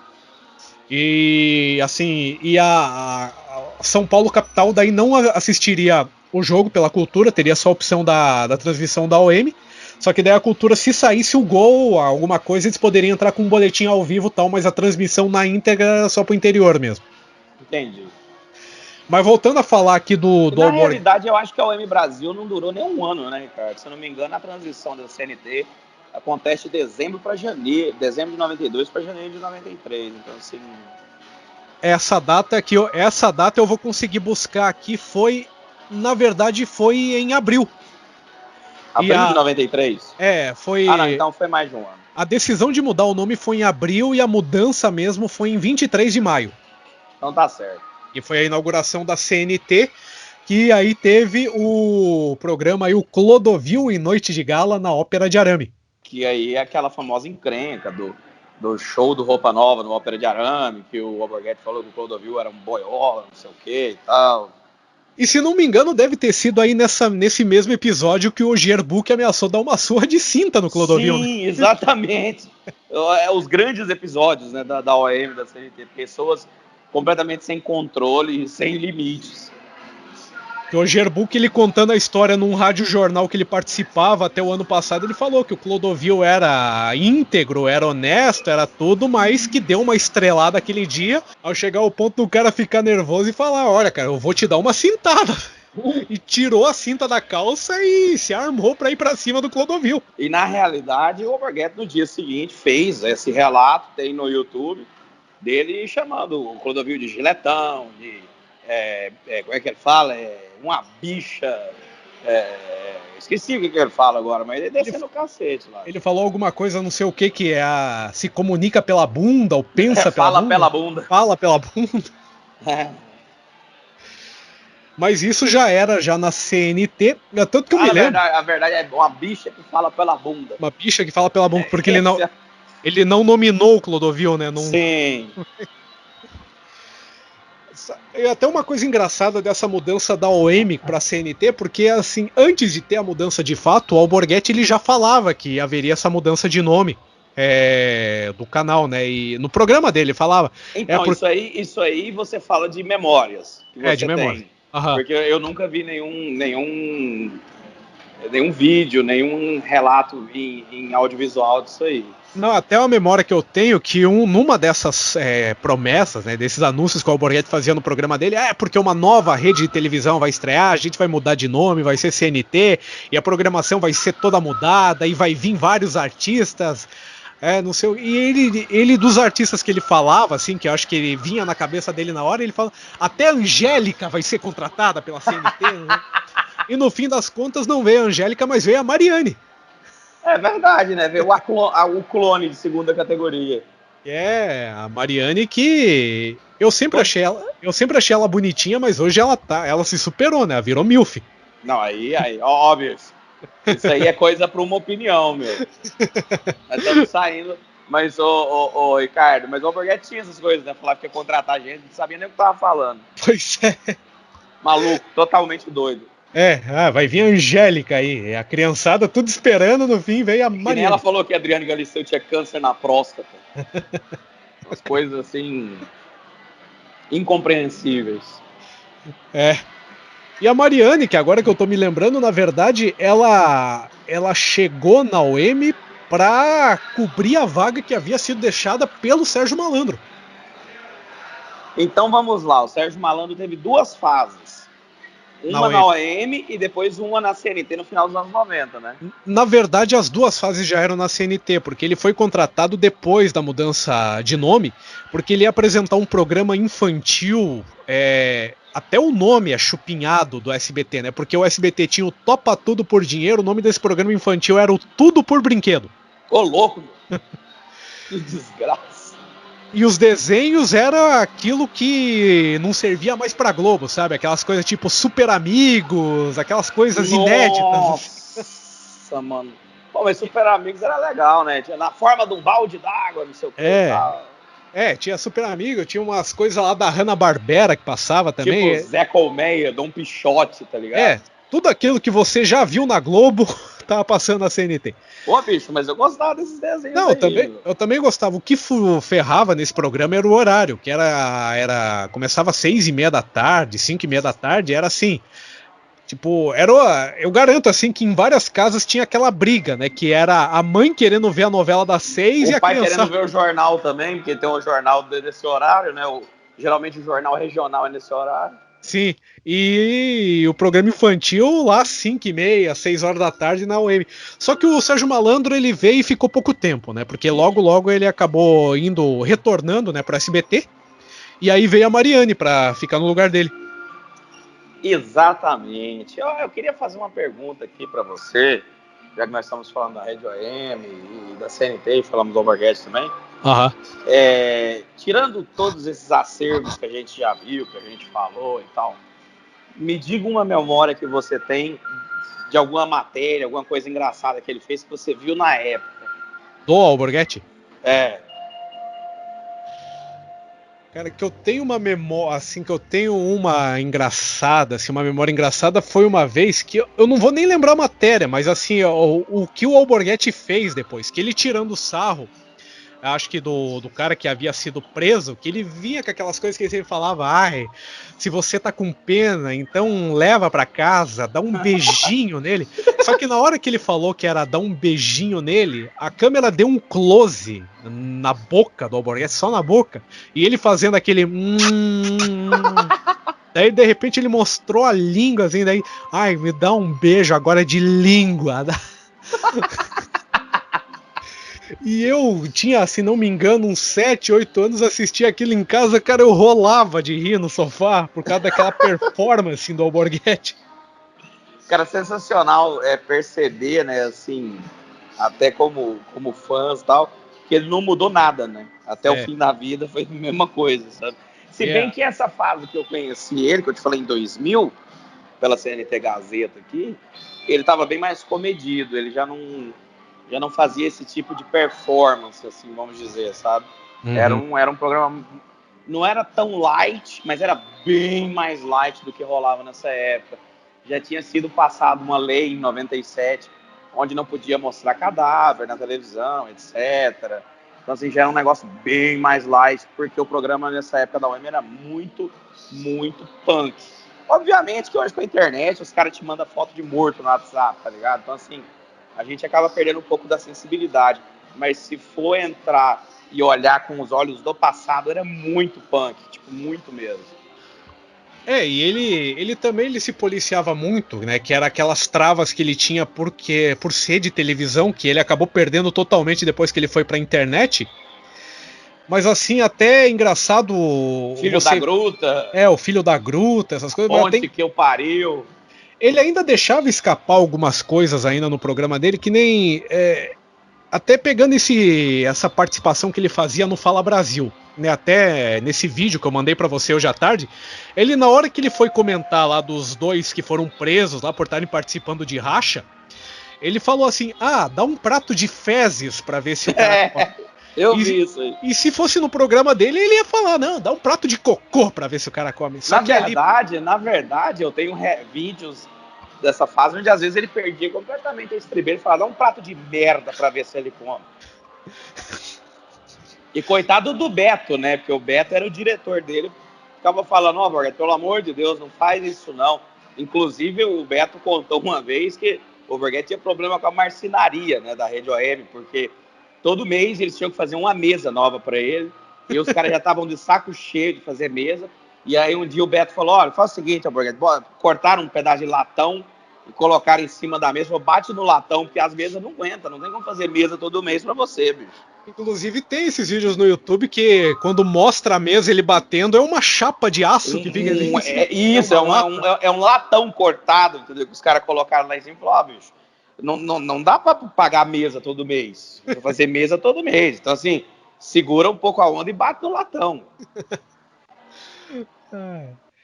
Mas esse comentário aí do Alborguete no Fala Brasil, até falei com uns amigos meus na época, que era engraçado, que era a mesma coisa que você pegar um filme da HBO, aqueles mais escabrosos, assim, que a HBO como costumava produzir, dublar pra passar na sessão da tarde, né? Que ele falando fezes no lugar de cocô e pombas no lugar de porra.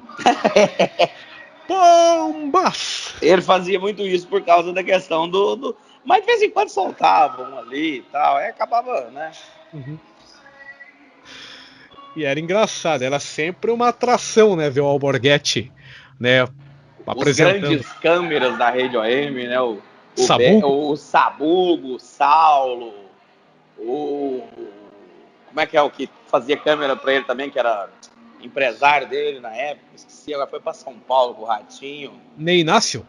Não, o Ney era repórter, né? Repórter. Era repórter. Quem fazia câmera pra ele às vezes era o Doni Santos. O Doni Santos. Então, assim, os caras pegavam pé. Ó, faltou alguém aí. Tinha o Krieger, né? O Krieger morreu já, tal. Que ficava... O Krieger era muito engraçado, né? Porque trabalhava no programa dele, era funcionário do gabinete. Aí ia pra assistir o programa, não fazia merda nenhuma. Ficava sentado numa cadeira num canto. Aí tu via aquele velho polaco sentado num canto lá, não fazia nada, tá ligado? Era o Krieger que era a múmia? Exatamente, é. De vez em quando ele participava, ele fazia a múmia, aí tinha as cadeietes, né, tal. Mas o Krieger geralmente ficava sentado com a perna cruzada no sofá, junto com um canário lá no meio do programa e não fazia nada.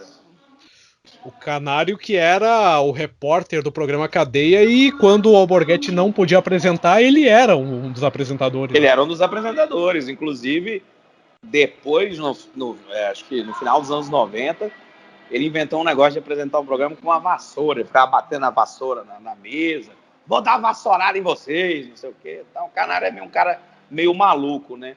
Ele deu uma entrevista em 2018 para um programa regional. Se eu não me engano, é o programa do Alceu Valério, que trabalhou com o Alborguete na Rádio Mais.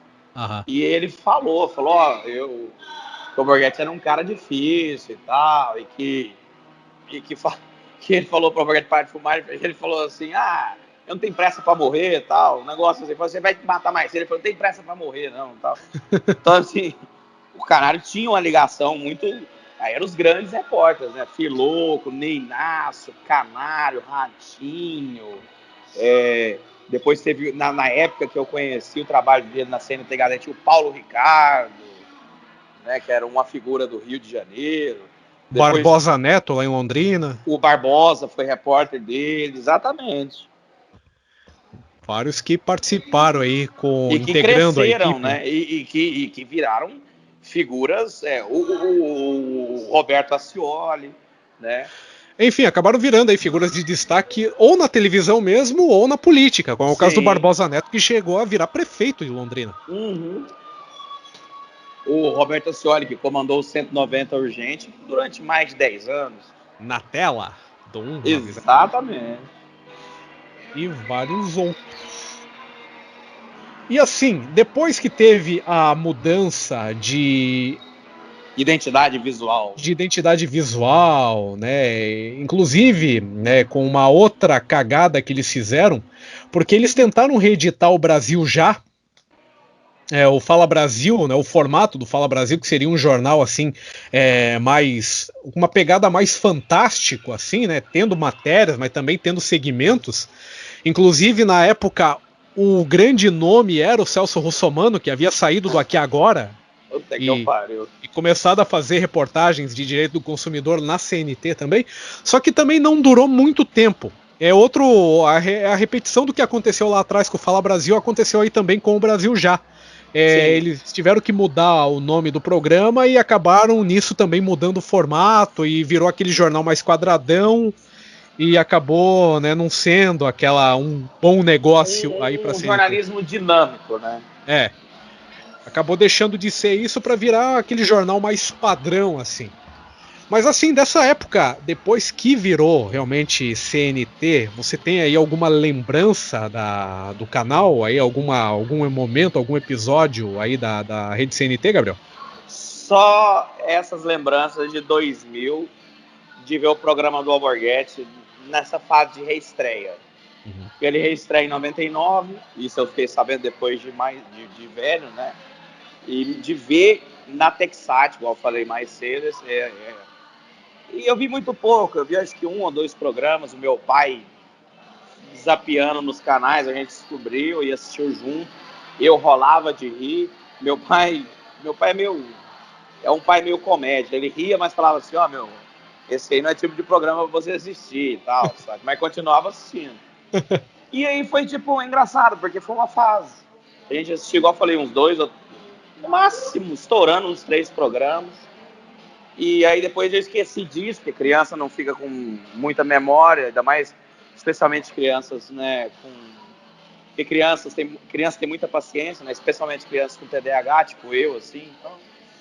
E aí eu não dei muita corda. Então, assim, o que eu vi mesmo, ao vivo mesmo, na fase da CNT e da Rede OM em geral, foram esses 3 programas dele.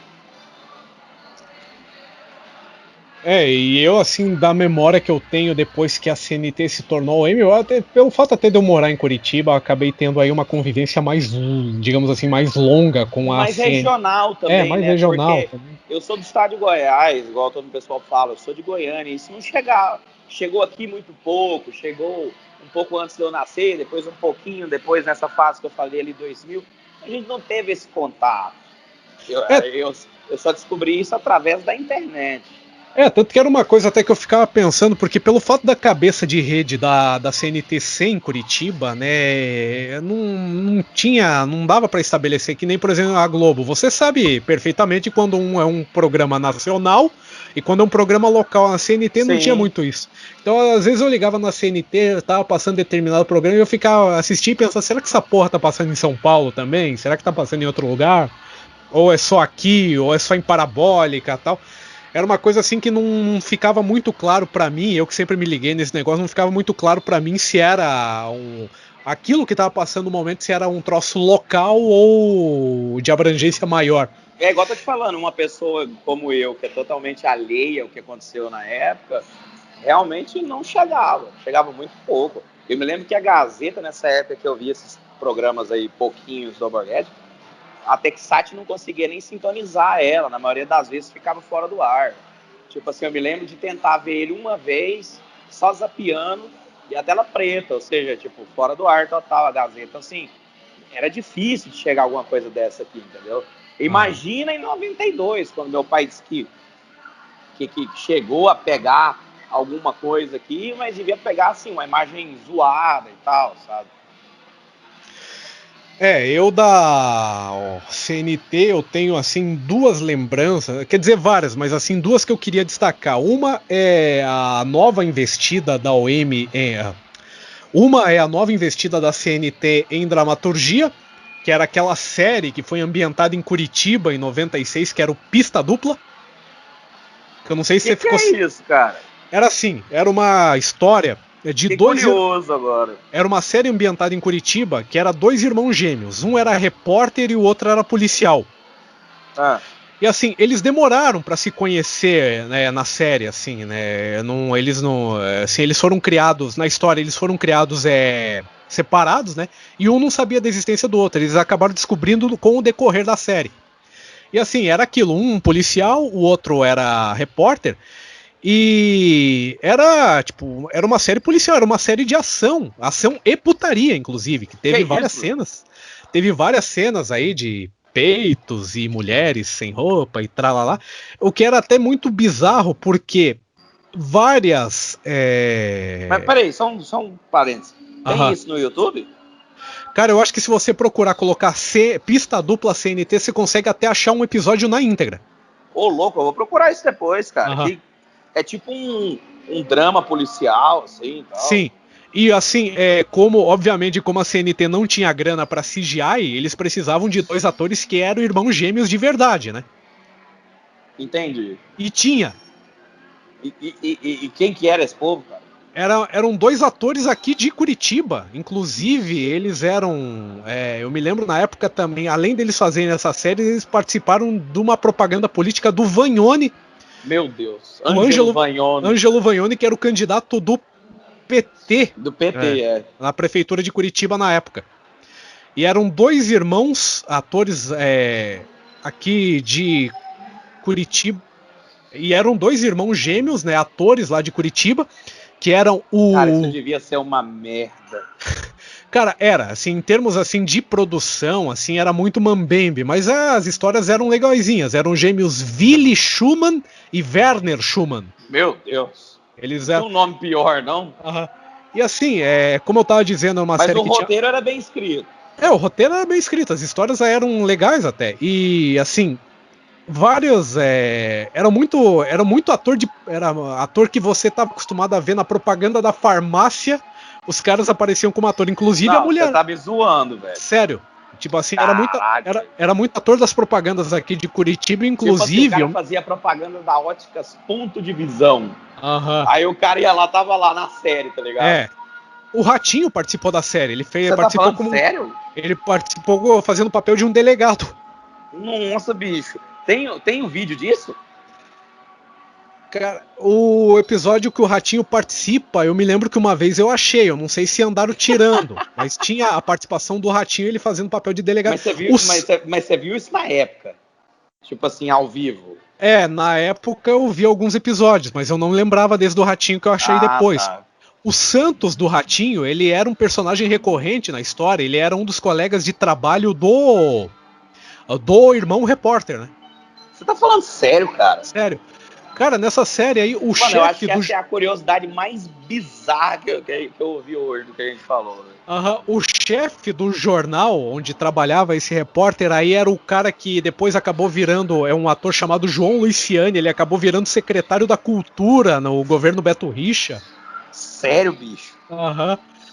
E, tipo, uma das minas que apareceu na série virou apresentadora do jornal da CNT, depois Áurea Leminski. Isso aí é tipo uma versão ruim de Meu Cunhado, tá ligado? Só que assim, com muito mais ação e drama, não, né? Porque eu falo assim, porque Meu Cunhado foi produzida pelo SBT, né? Tipo, ambientada em São Paulo, não era nada importado de outro país, etc e tal. E era um pouco mambembe e tal, sabe? E era bem nessa pegada. E essa série era toda ambientada em Curitiba. E era engraçado. Você acabava rindo até pelo ridículo da coisa, né? Porque era um povo assim, como eu disse, um povo que você estava acostumado a ver, tipo, a mina que você estava acostumado a ver na propaganda da drogarias não sei o que, aparecendo pelada. Não pode falar que é da Nissei, bicho. Mas não é da Nissei. Eles compram carga roubada, não pode falar. Mas era tipo a mina que aparecia no comercial ali, aparecia tipo seminua dando pro cara na série, porque ela tinha umas cenas bem assim, porque eles também eles tentavam atrair audiência nisso também, né? Entendi, velho. Que curiosidade zoada, mano. Pois é, essa era uma das curiosidades aí da CNT e a outra... Você tá falando dessa curiosidade, dessa pista dupla, me lembrou uma outra curiosidade engraçada.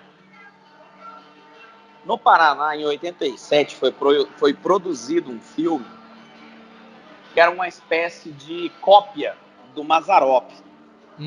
Esse filme chama Jeca alguma coisa, não me lembro, eu vi isso em 2015, tem tempo.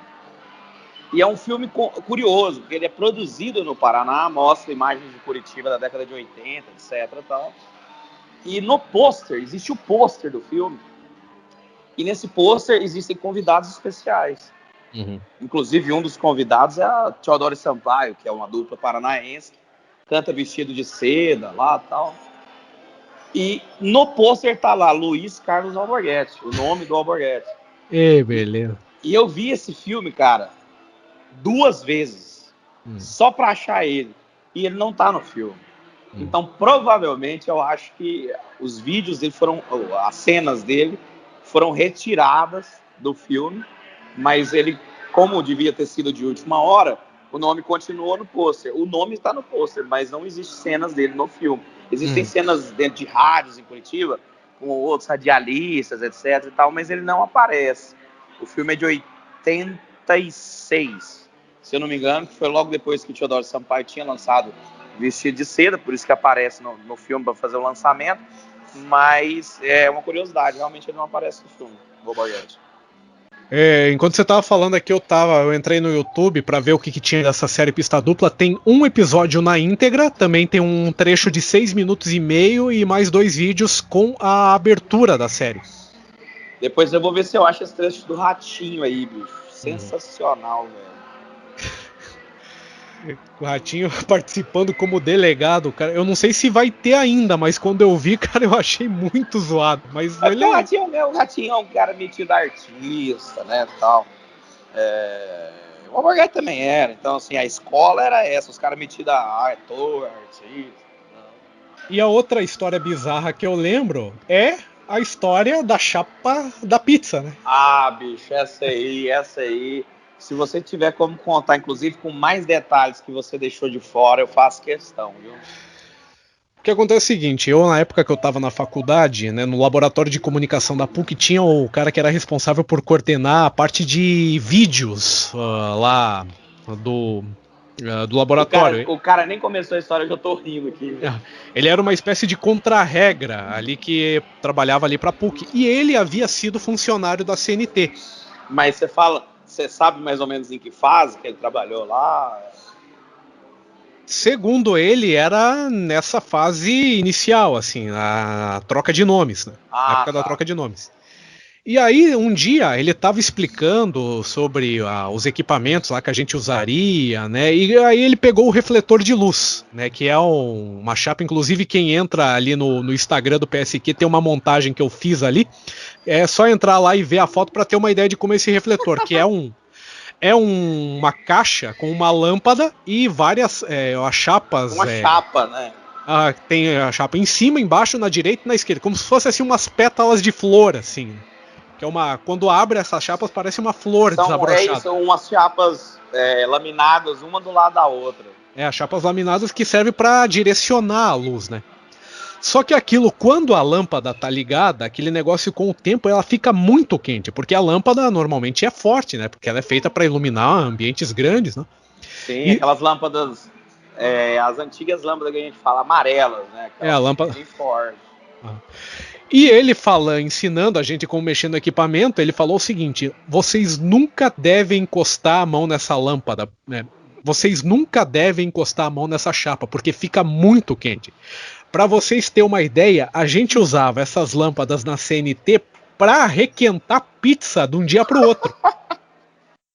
De tão quente que ficava. Aí depois eu cheguei nele, puta, como é que é essa história? A gente às vezes tinha que fazer plantão lá na CNT. Então a gente comprava umas pizzas lá e comia, só que sempre sobravam uns pedaços, que ficava daí de um dia para o outro. E aí quem chegava de manhã cedo para comer as pizzas, os pedaços de pizza que sobrava no café da manhã, para não precisar requentar no micro-ondas, pegava e esquentava naquelas lâmpadas. Eu tô passando mal aqui, bicho, imaginando a cena, velho.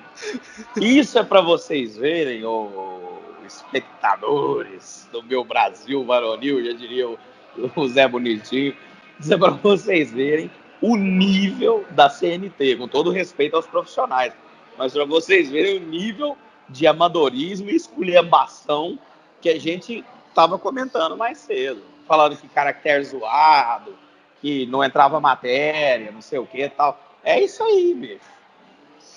É o famoso padrão CNT de qualidade. Que inclusive eu falei mais cedo pro Ricardo, é o padrão que eu levo para minha vida. Que eu tenho como exemplo da minha vida é o padrão Rede OM/CNT de qualidade.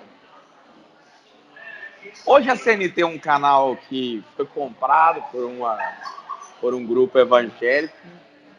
Não tem mais uma programação específica, como já tentou no passado diversificar dramaturgia, esporte, jornalismo, filmes, né, etc. E tal.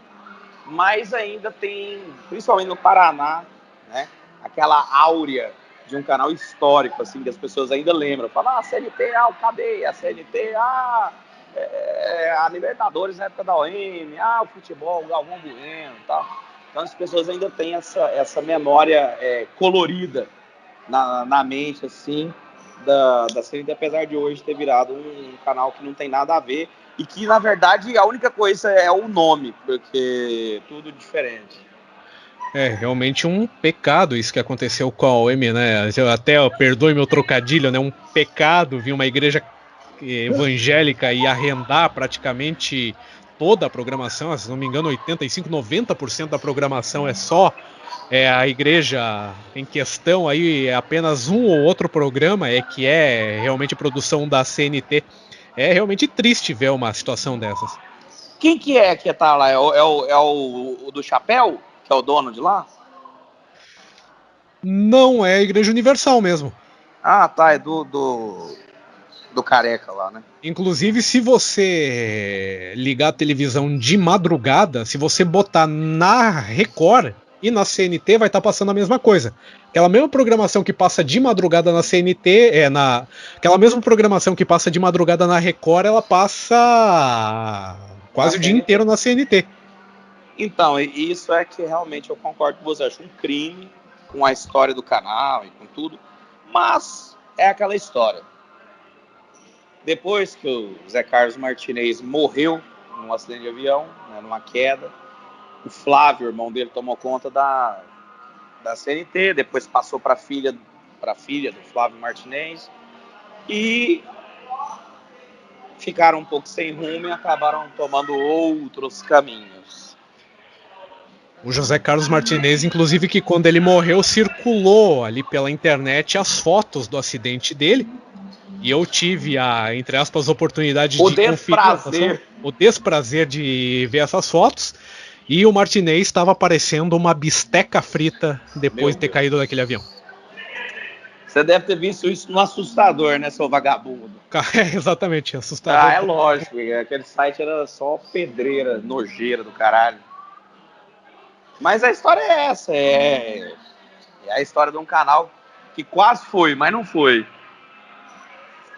A melhor definição que foi essa que você deu, né? Podia ter sido, mas não foi. Mas não foi, exatamente. Passou muito perto de ser, mas as circunstâncias e as decisões erradas e os outros, os invejosos, Requião, né, tal, destruíram o canal. Porra, você falando aí do Requião, o Requião é gente boa, gente nossa, gente do meu Paraná. Esse aí, se eu encontrar com ele, eu jogo um saco de bosta na cara dele. Um governador. Tanto que eu gosto dele. Um governador que respeitava a Carta de Puebla. Que merda. Cara, esse cara é extremamente caricato, velho. Não existe. O cara acha que. Ele se leva a sério e tal. Teve aquele negócio da. Mamona. Chama, não, essa aí é clássica, né, velho? Ô, cara, eu tinha. Cara, isso foi em 2003, 2004, 2005, não lembro. Eu era moleque, eu lembro de ver isso passar no Jornal Nacional, mano. Eu não sabia quem era o cara. Eu só olhei e falei assim, nossa, que cara burro. Porque lá na fazenda tem mamona, tá ligado? A gente não pode, sabe que não pode comer, tá ligado?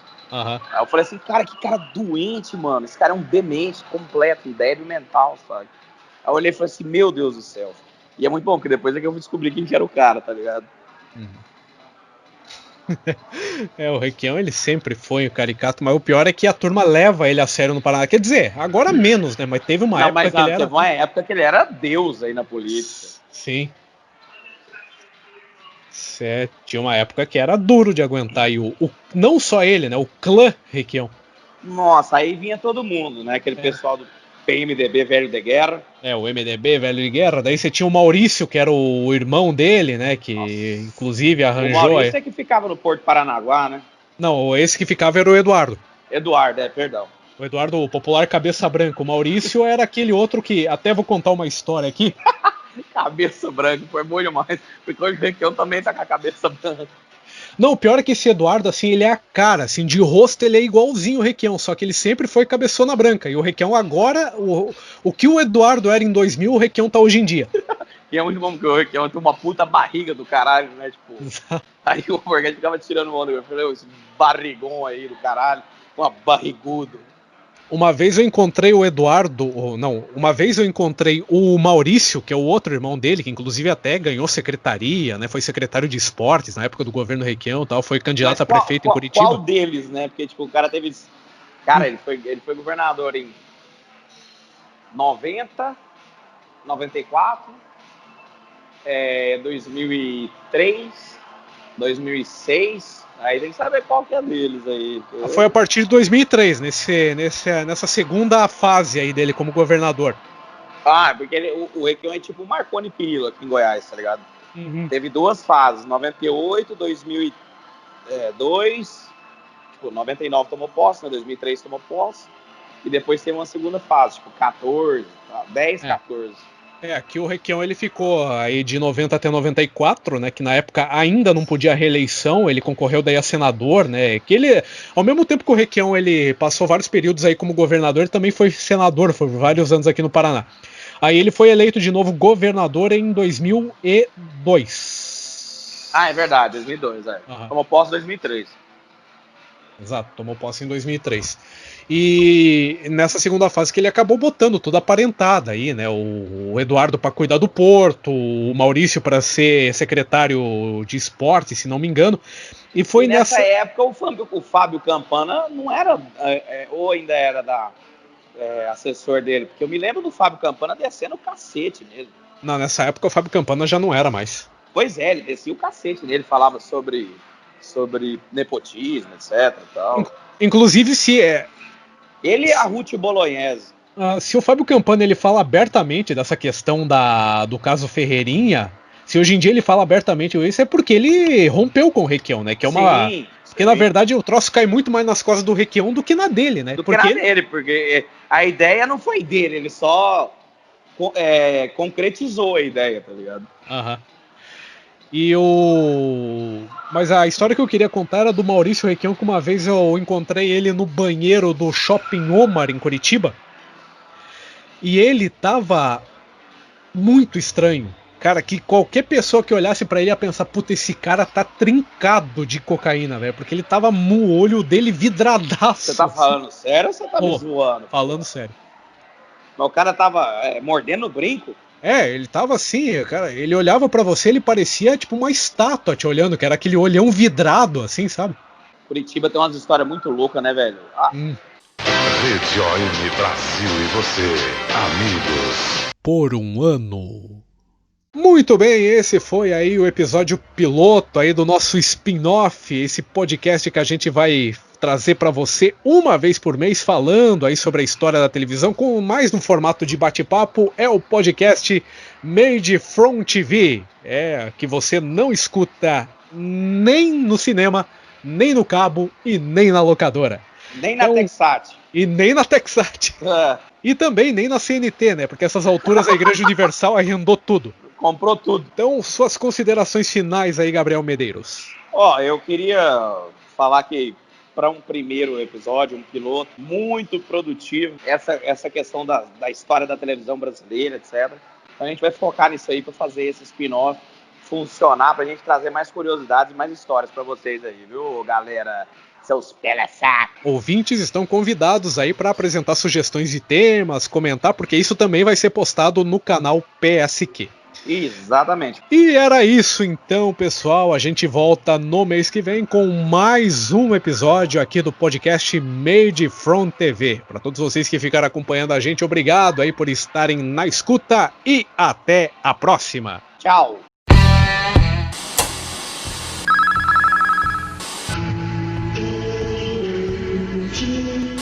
Rede Tupi.